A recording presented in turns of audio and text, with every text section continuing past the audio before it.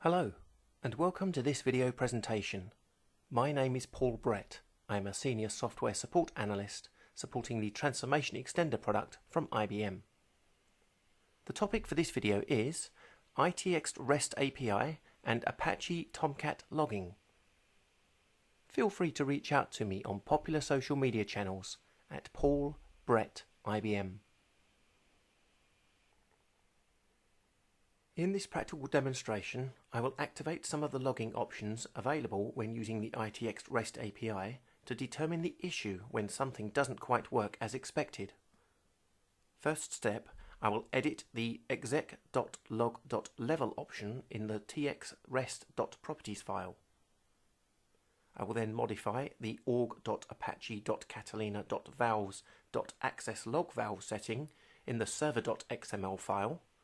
And of course I will show you at each stage what these two options do. And finally I will do an API call to use the return equals log option in the URL. On to the practical demonstration now, and as you can see I've recently just started the ITX 10.1.2 REST API. The tx-rest.properties file is currently writing logs to this directory, and the default logging level is set, which is error. In the logs directory, as you can see, we have a lot of 0-byte files created. I'm going to call the REST API now with a bad call. Here I've called a map, and as you can see we've got here source not available coming up on the command line. On the log side you can see that we've still got 0-byte files being produced. And this isn't very useful for us to determine what went wrong here. If I open Notepad and drag each file in turn, we can just double check that although Explorer is reporting 0-byte files, we can double check that these really do contain nothing. The lock file contains nothing, the run log contains nothing, and again the lock file contains nothing. None of these files have any content. So let's change the logging level and see what we get after that. I'm stopping the REST API in this window, and while that's doing I'm going to change the logging level from error to all. The logging level is changed. I'm going to delete all log files in the logs directory currently before I restart the REST API. Okay, the REST API has been restarted, and as you can see we still have a couple of log files here in the directory, both of them currently still reporting 0 bytes. If I bring up Notepad and check the contents of these, they are indeed 0 bytes. Let's close. Let's call the REST API again, and again we're going to call the same map that's going to end with an error. Okay, some additional files just got created. Explorer is reporting as them having 0 bytes, but I don't really believe Explorer at this point, and I'm going to check each file.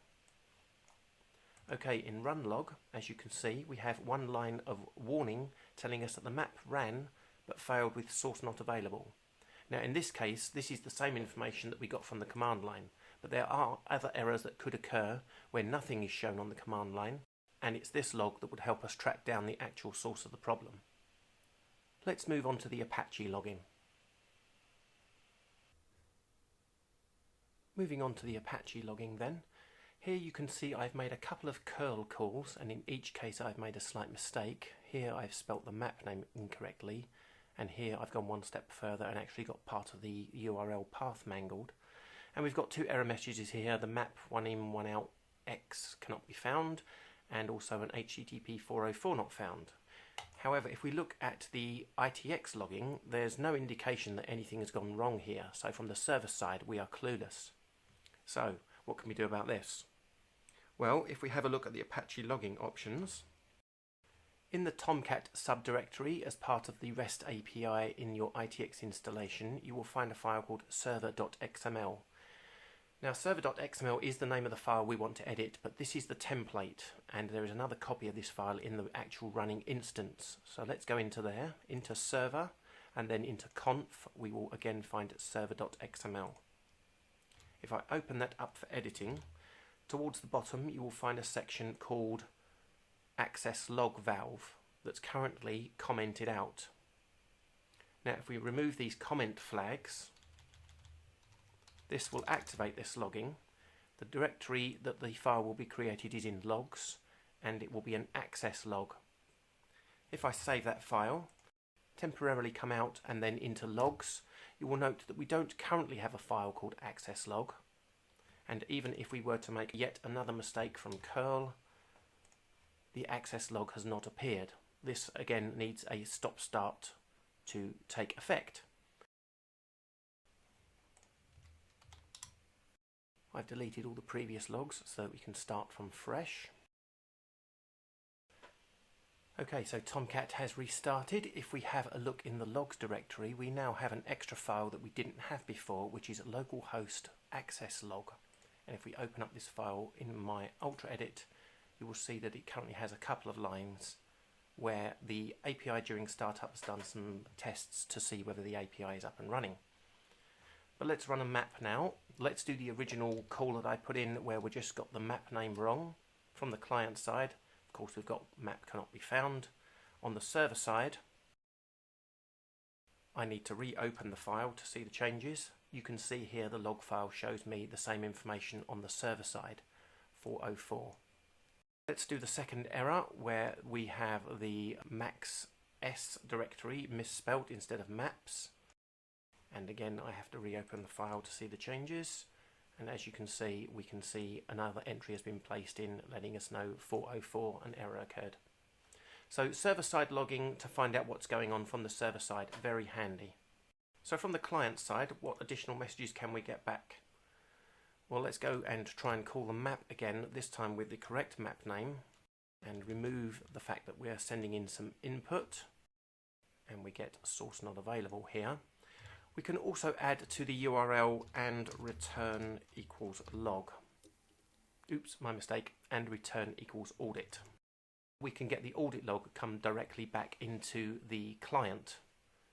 Now, if you don't have that option, what you really want is the audit log on the server side, and for that you have to go to the map directory location, and if the map logging is turned on, this is where they will be. This is my V1 API map section, and logging is turned on by default, unique logging, and I have a .log file for every execution I've done today.